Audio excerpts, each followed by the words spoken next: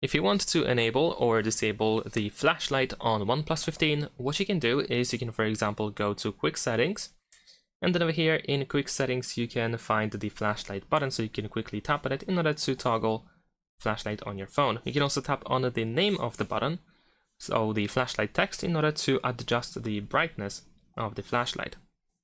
Besides that, there are some shortcuts that we can use as well.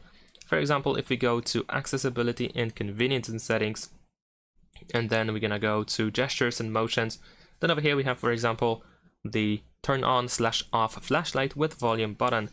So when the screen is off, you can press and hold Volume Down button to toggle the flashlight.